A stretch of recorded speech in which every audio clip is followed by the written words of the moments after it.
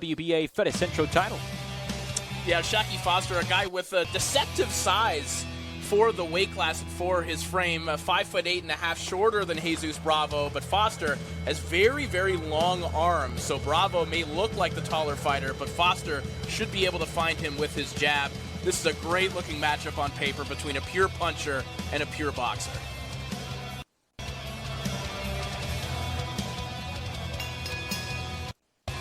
Esta pelea será 10 asaltos para el campeonato Fedicentro de peso superpluma de la AMB.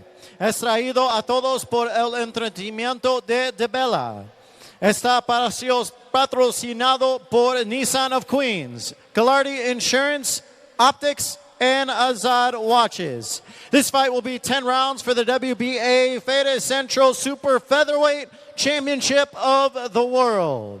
Brought to you by DeBella Entertainment and sponsored by Nissan of Queens, Galardi Insurance, Optics, and Azad Watches. En la esquina azul, lleva pantalones cortos negros, pesa 127 libras. In the blue corner, wearing black trunks, he weighed in at 127 pounds. Con 19 victorias, 17 knockouts, una derrota y un empate. With 19 victories, 17 by knockout, opposite of 1 defeat and 1 draw. Lima, Peru, está presentando Jesus, el Rayo Bravo. En la esquina roja, lleva pantalones cortos, verdes y negros, pesa 130 libras. In the red corner, wearing green and black trunks, he weighed in at 130 pounds. Con 15 victorias, 9 knockouts, 2 derrotas, with 15 victories, 9 knockouts, and only 2 defeats. Houston, Texas, Oshaki Icewater Foster.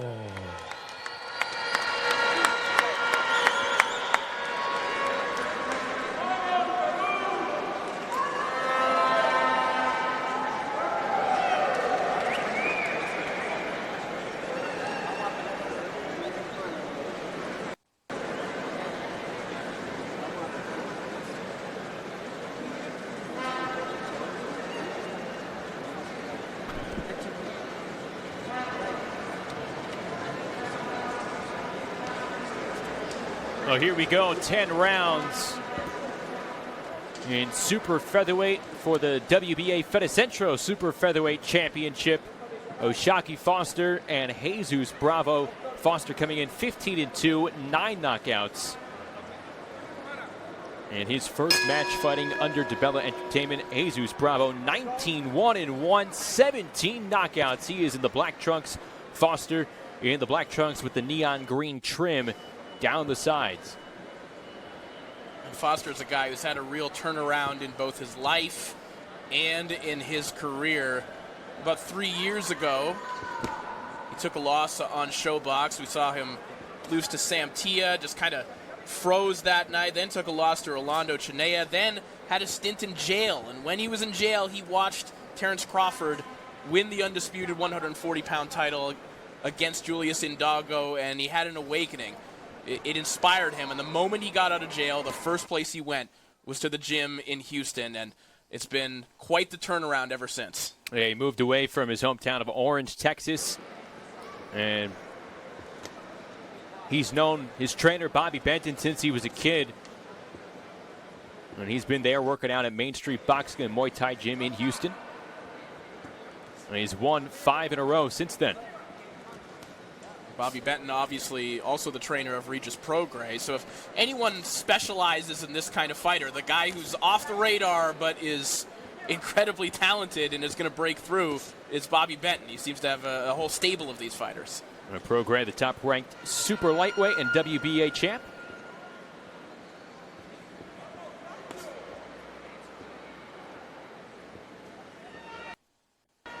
Foster, a world-ranked 130-pound contender. And Jesus Bravo presenting maybe a bit of an unfamiliar challenge.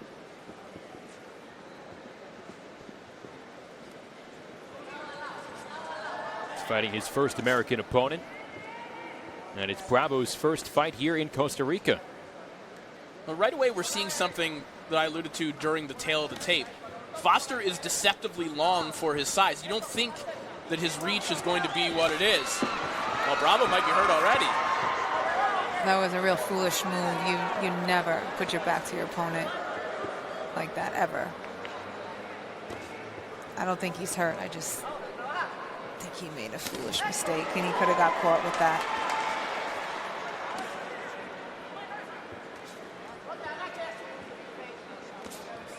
I really don't know what happened. It's not like he got turned around. I'm not sure why he would have decided to do that. Just a little lackadaisical. Yeah. Oh, better wake up. You got a strong opponent in front of you.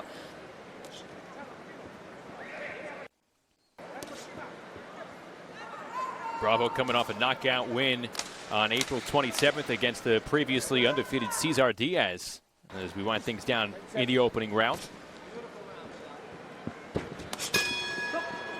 And at the bell, Bravo stopping. And they go into the corner. Foster in the red, Bravo in the blue corner.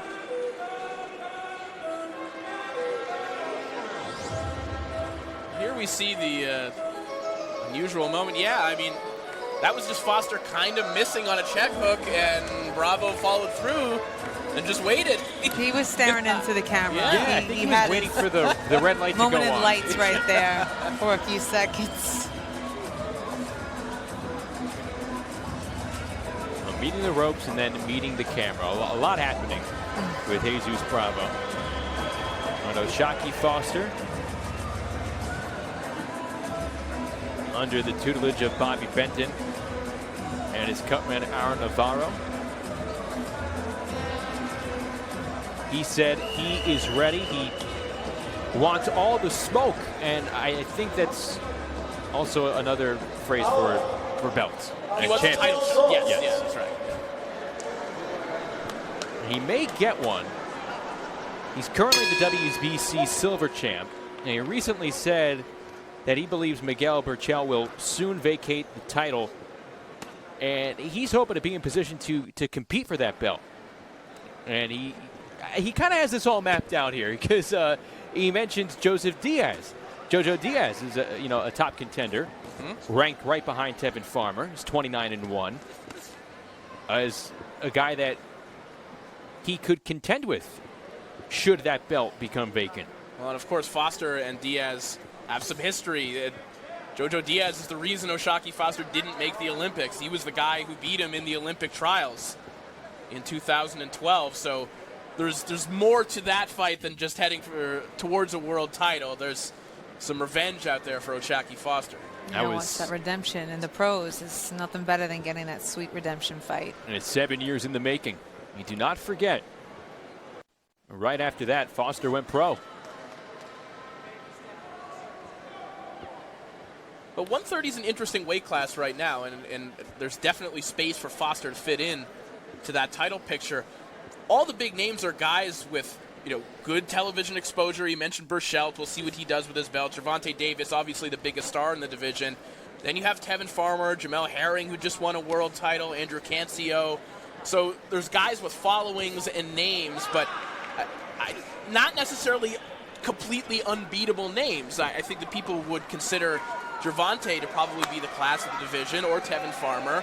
But there are fights out there for Foster to get, and there are fights that he would be competitive in. Foster's arms kind of look like tied up shoelaces there with Bravo as they get untangled.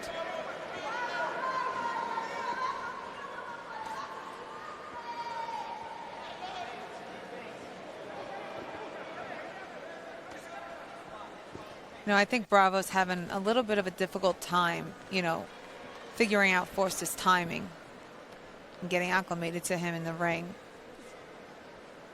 Foster's doing a really good job of just hit and move, hit and move, hit and move. He's fast on his feet. His punches are quick. And that's the difficulty with fighting O'Shaquie Foster is, it's easy for me to say, oh, Jesus Bravo should jab his way in. He needs to jab first. But Foster just doesn't give you the space or the reason to throw that jab out there. He's in and then he's all the way out. Yeah, and his movement is so good that he just doesn't give you that chance. It really is. The second you try to come in and be offensive, he's got you before you even thought it. Final 10 seconds of round 2, scheduled for 10 here at super featherweight. Continued good movement as we wind things down. A little bit of action after the bell.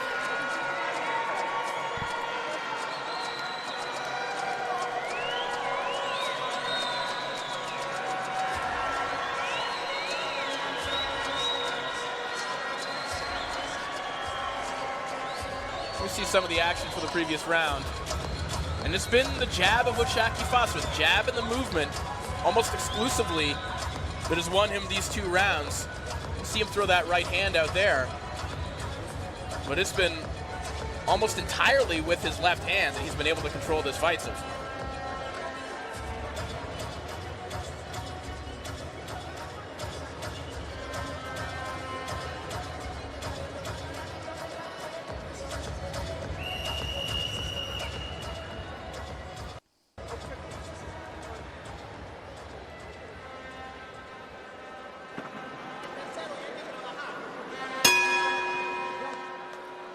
And here we go with round number 3 from San Jose alongside Corey Urban and the Empress Alicia Napoleon Espinosa. I'm Justin Shackle. As O'Shaquie Foster is fighting his first bout under DiBella Entertainment. He signed back in April. Scored some upsets on the B side as he's made some appearances on Showtime, like you mentioned. But that unanimous decision over John Fernandez really set him up. And that surprise coming last September. Yeah, and if this is your first time watching O'Shaquie Foster, you might think, oh, you know, he's just kind of a jab artist who's going to pack his way to a decision. That John Fernandez fight showed you what he can be. He beat John Fernandez up. He beat him at his own game. He was the better power puncher in that fight as well. So there are a lot of elements to O'Shaquie Foster's game. He can beat you in a lot of different ways. Yeah, he definitely did that night because he's not typically the fighter to be known to outpunch someone, but he did that exact damage that night. Fernandez was 16-0 entering that fight against Foster.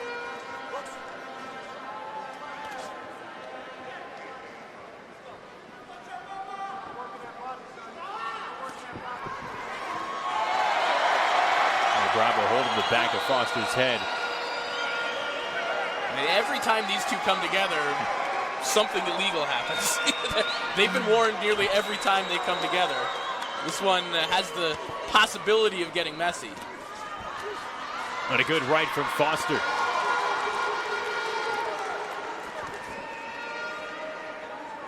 Bravo right now is kind of abandoning his jab and just kind of selling out, trying to get as close to Foster as he can. Yeah, he's almost forcing his way in now. Just forcing way in. He almost has no choice but to force the pace because Foster's too quick for him. So he's got to get uncomfortable. And if he can get dirty, I think he's going to get dirty. Close range left hook for Foster. A good combo left.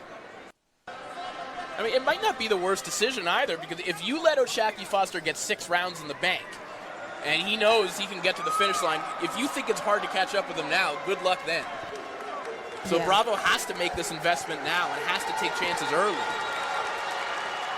Bravo with no real guard.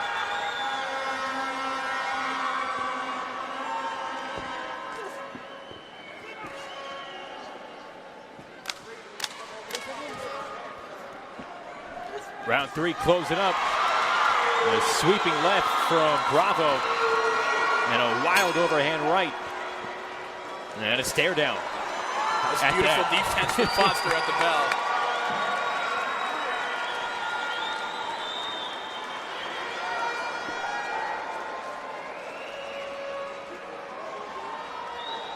We'll see some more of Foster's work here. This is Bravo, as Alicia pointed out, just trying to make it dirty on the inside, doing what he can. It's not easy to touch O'Shaquie Foster, so when you get those chances, you better put some leather on him. And there's Foster. Look at that move, just Ole.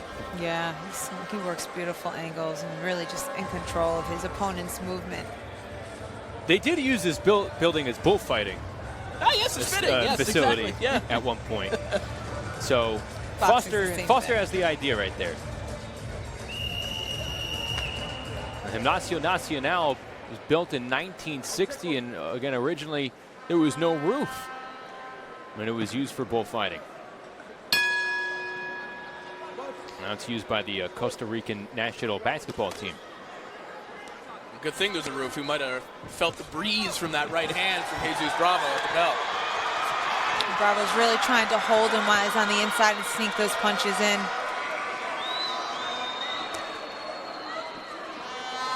Another element that Foster's going to have to deal with. And Bravo just pointing to the mat, imploring Foster to stand toe-to-toe with them. Yeah, that's Bravo's fight. That's what he wants. So if he wants it, he's going to have to force it, because Foster's not going to give it to him.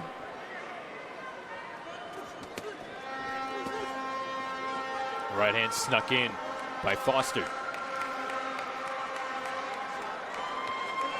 You can feel Foster's confidence growing as well. Here he's turning southpaw, but you see him kind of stopping and throwing with power a little more often than he was in the opening few rounds.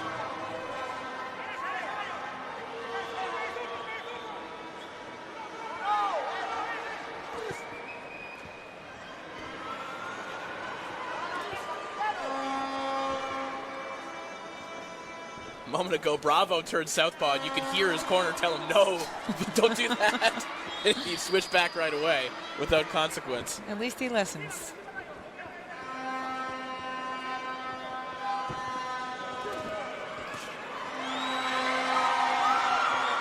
Good jab from the southpaw stance from Foster as well.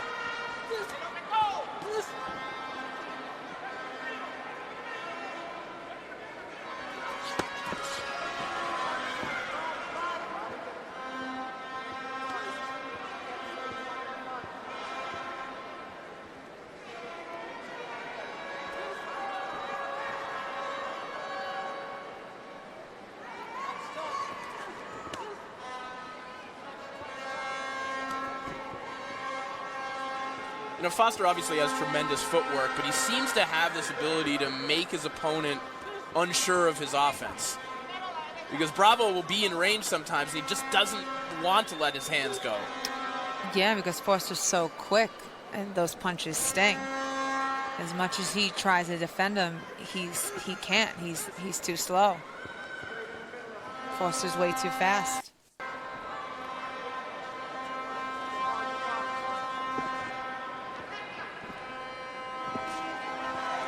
Bravo's going to have to just constantly try to cut off this ring, double, triple up that jab, push it forward, try to get on the inside and slip and punch, move and punch. You know, that was working for him in the earlier rounds here and there. The action closing up here in round number 4. As Foster, he's controlling the mat, that is for sure. You see Foster operating as a southpaw for the 4th round. We'll see if that continues. He's a pretty loose, relaxed guy in there. You never know. It might have been just a trial run for 1 round. Well, we are going international here tonight in San Jose, Costa Rica. We'll be back in the Northeast, our home base, on Broadway Boxing coming up as the summer rounds out, and in the month of August in Monroeville, Pennsylvania on August the 1st, back at Foxwoods Resort and Casino on August the 29th.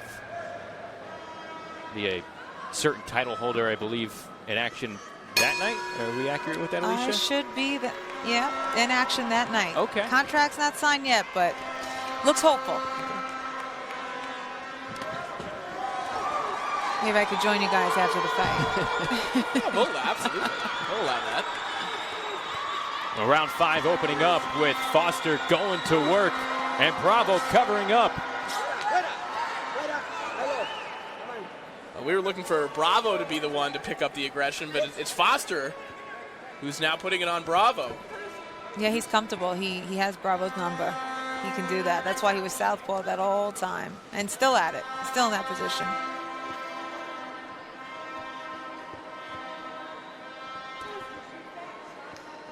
And he looks pretty good as a southpaw as well. He's handling it. Switching up in midway through round 4, now coming out that way in round 5.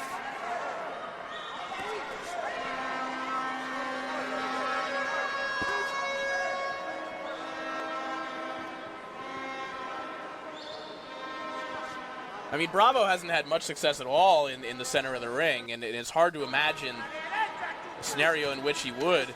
In some strange way, it's not even the worst thing for him to kind of back off and be on the ropes, because at least he can throw his right hand. Yeah, I agree with that. Because other than that, Foster's just the whole time luring him in, drawing him in, and countering off of everything he's trying to throw. At the same time, it's hard as a trainer to tell your fighter, hey, go lay on the ropes for a little while. Yeah, you always want to tell him to get off the ropes.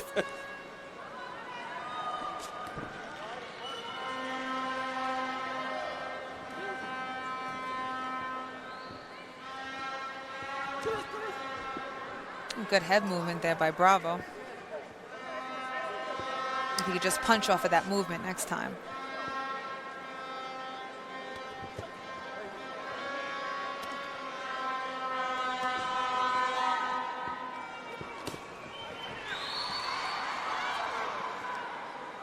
Bravo winding up, Foster keeping the distance. And Bravo walking in shades of round 1. Well, he took a running start on that one, but he landed a body shot. Another Olay moment.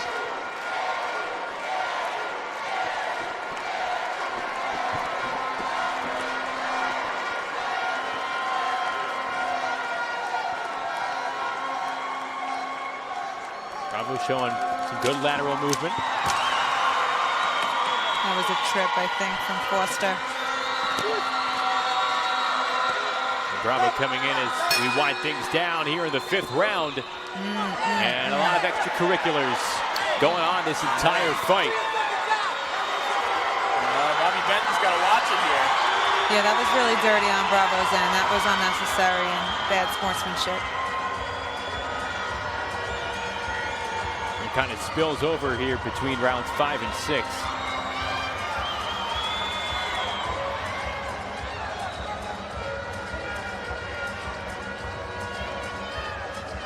Take a look at the replays here. Foster once again just in control. And once again, things get messy when these fighters come together. And watch it here. It's that back elbow from Bravo. No doubt he was the one in the wrong. I was just concerned that Bobby Benton was going to touch an official, and maybe he didn't know what happened. And well, the wrong thing could have happened there. The wrong person could have been penalized for that.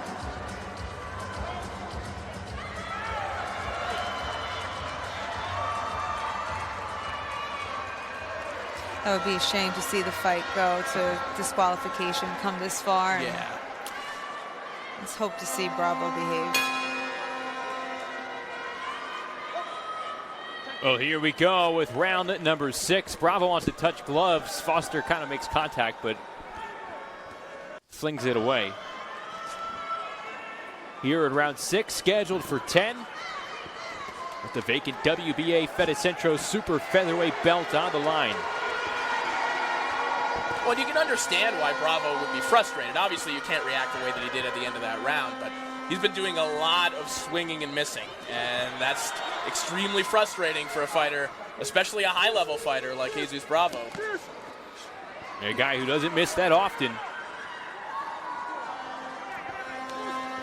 21 career matches have ended for Bravo, 17 of which have come via knockout. 19-1-1 record. And an 81% knockout percentage.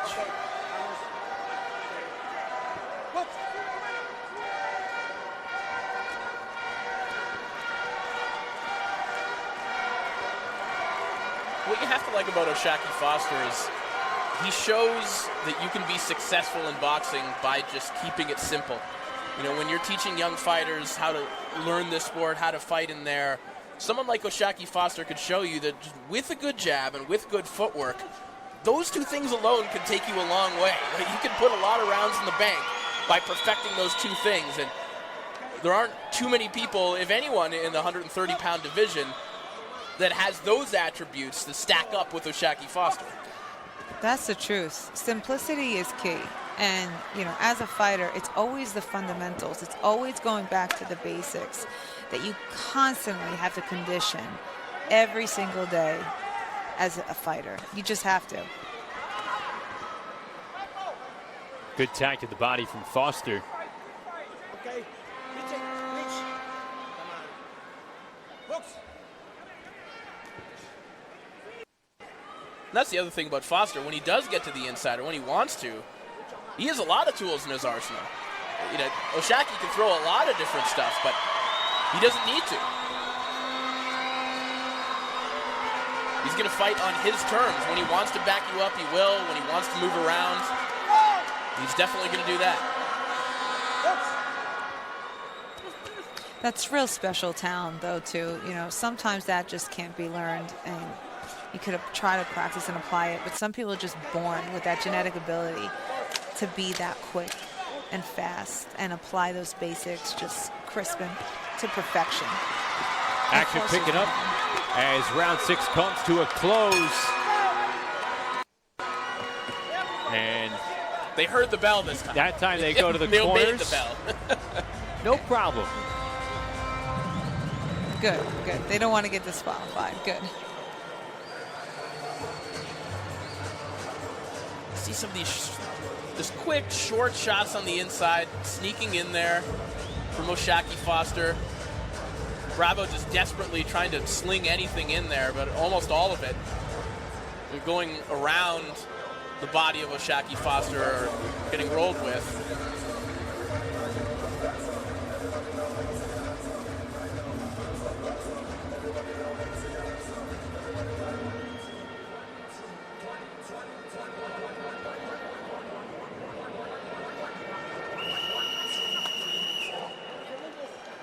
Well, Jesus Bravo's coming back down to super featherweight after bumping up to super lightweight in his last fight against Cesar Diaz. A lone loss of his career came nearly a year ago on July the 28th in a controversial majority decision against Rafael Hernandez. Good defense from Foster as Bravo comes out swinging here in round 7. I was going to say, good little sequence there for O'Shaquie Foster, but you know, a little bit of a confidence booster for Bravo in that he was at least allowed to get those shots off. I don't think he landed a whole lot there, but he was at least able to let a combination go. It's almost like his best bet right now is to try to pressure him and throw as many combinations as he can on the inside to Foster. You know, just keep cutting off that ring and trying to slip, move, and punch. An overhand right that didn't land all that cleanly a moment ago from Bravo. You know, it's all easier said than done. I'm sure Bravo is used to standing in front of opponents that are not at Foster's caliber, which is why he's frustrated, and he's showing that frustration through some dirty movements that he's doing. But he's trying, and he's a good athlete. He's got a lot of heart. Well, and even in sparring, like, surely he brought smaller fighters in to work on speed and move around and whatnot, but how often has he been in the ring with someone that he just can't touch? Well, now he's doing his best work of the fight on the inside. Yeah, he's actually just caught Foster with a few uppercuts, and, you know, that's his game, and that's what he's going to have to try to do. Several close-range combos from Bravo. And now he goes right back.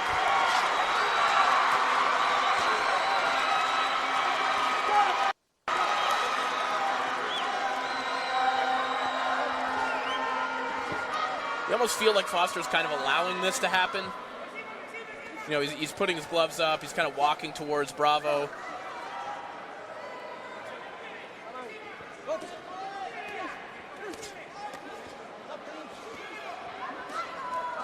Good right cross by Foster. Because there were times in the John Fernandez fight where Foster decided to kind of plant his feet and bang it out with Fernandez just to show him that he could, to get that respect from him.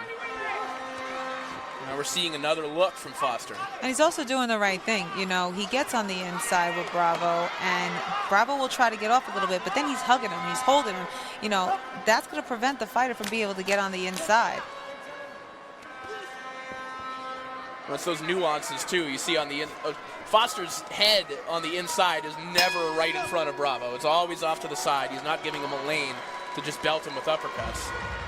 7 rounds in the books between O'Shaquie Foster and Jesus Bravo. And in a round that saw some additional punches land from both fighters. Bravo, especially at close range. A couple of good body shots in there from Bravo.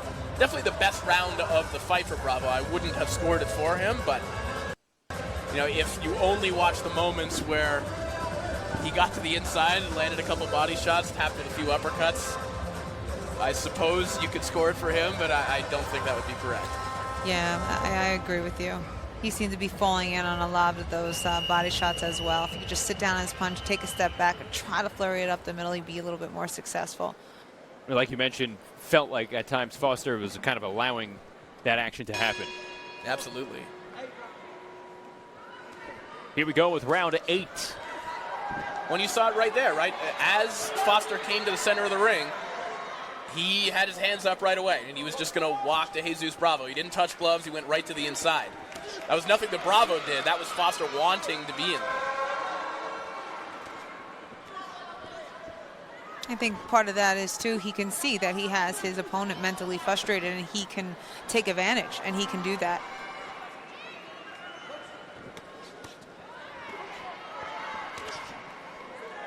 And caught the chin there with the left. Did Foster. And another with the right. And of course, it's a boxing match in there. There's that mental battle, that one-upsmanship, that machismo battle in there, and especially after that foul, after the bell, in the middle of the fight, maybe Foster wanted to kind of turn the tables and try and beat Bravo up a little bit, back him down.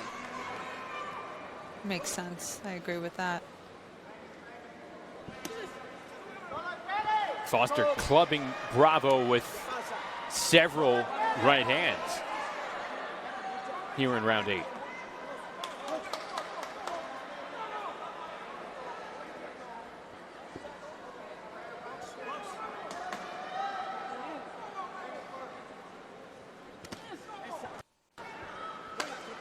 Foster looking for a big right hand there. I think he's trying to hurt Bravo at this point. I think he's looking for a big shot. Pretty hard trying to not fall in love with that right hand when you connect it just moments earlier. Well, and you can even hear vocally, he's putting a little more oomph on those right hands when he's throwing them now.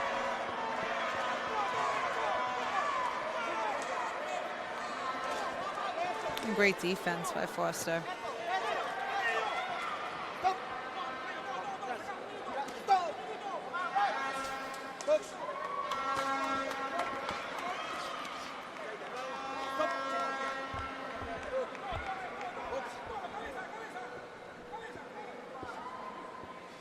I mean, Foster, as much as he is doing what he wants in terms of fighting on the inside when he wants to go there, he's definitely a little bit annoyed with some of the tactics of Bravo on the inside. He's not happy with what's happening in there. He doesn't like being fouled, nor does anyone, and you see it again.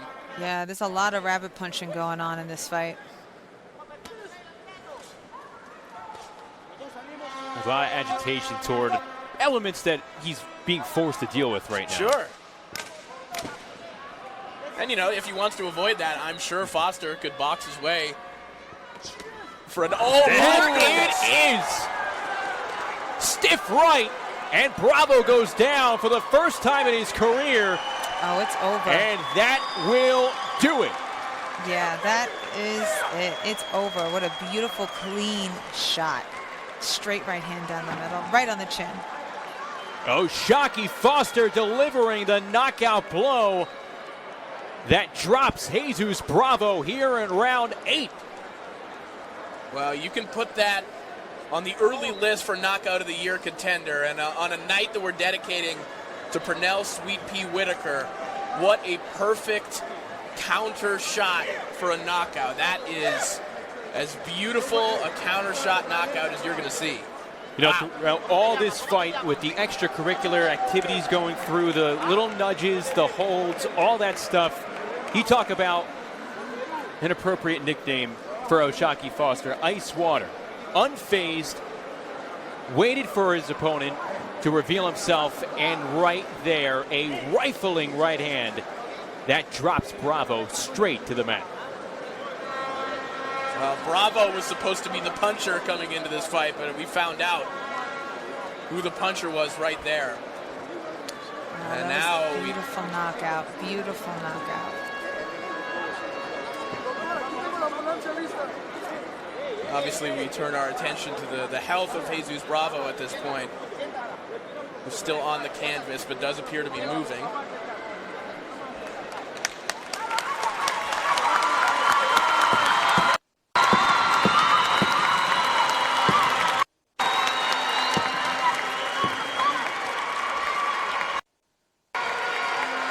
O'Shaquie Foster will improve to 16-2. That's the 10th knockout of his career. What a finish for Foster, and you can almost see that building. We were talking about Foster getting the sense that he could hurt his opponent. He wanted to hurt his opponent. As you mentioned, Justin, starting to get agitated a little bit and found that opening to end it immediately. Bravo now sitting on the stool. And we take another look.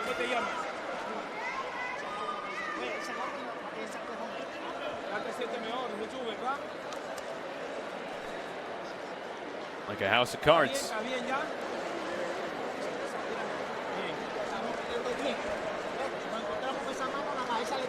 Precision at its best. I don't even think he was looking for the knockout. It just came naturally. Yeah, when you land that accurately, that's going to happen. You walk Bravo right into the perfect right hand.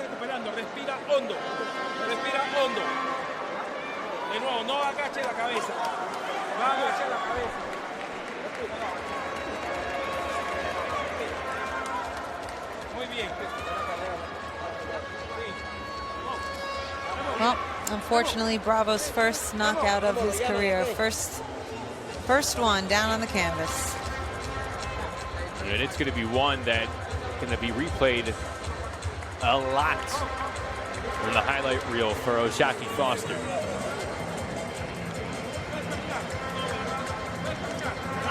And if you're looking to make a statement, I mean, if people weren't talking about O'Shaquie Foster as a possible title contender at 130, a possible opponent for some of these big names that we referenced before, he just forced that issue because this is going to wind up on the highlight reels. It's going to be on your timeline on Twitter. It's going to be on your Instagram. O'Shaquie Foster has forced his way into that conversation. And a great sign with Jesus Bravo getting to his feet, acknowledging the crowd as well. And those two embrace.